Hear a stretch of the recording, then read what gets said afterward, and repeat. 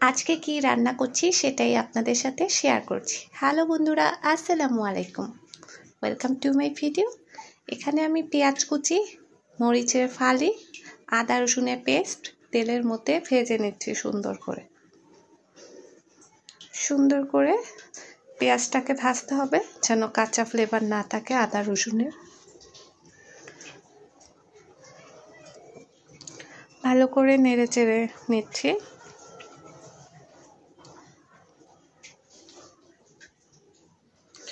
তো পেঁয়াজগুলো একটু ভেঙে দিচ্ছি।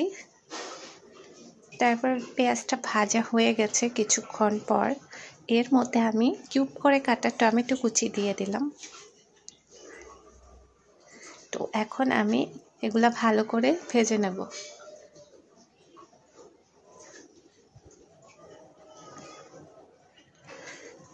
সুন্দর করে নেড়ে চেড়ে নিলাম। এখন আমি এর মধ্যে ধনিয়া গুঁড়ো অ্যাড করে দিচ্ছি, আর দিয়ে দেব হলুদের গুঁড়া আর মরিচের গুঁড়া অ্যাড করে দিব। তারপর সবগুলো মশলা মিক্সিং করে নেড়ে চেড়ে নেব। এর মধ্যে একটু পানি অ্যাড করে দেব।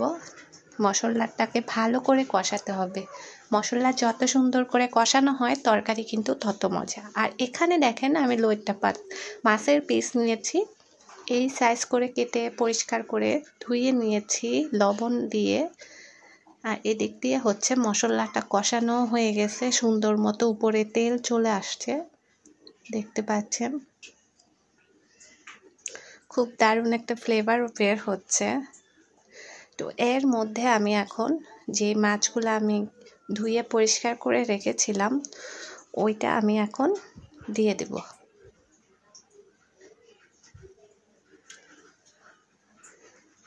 সবগুলো মাছ দেওয়া হয়ে গেলে ভালো করে কষিয়ে নেব এখন মাছের সাথে।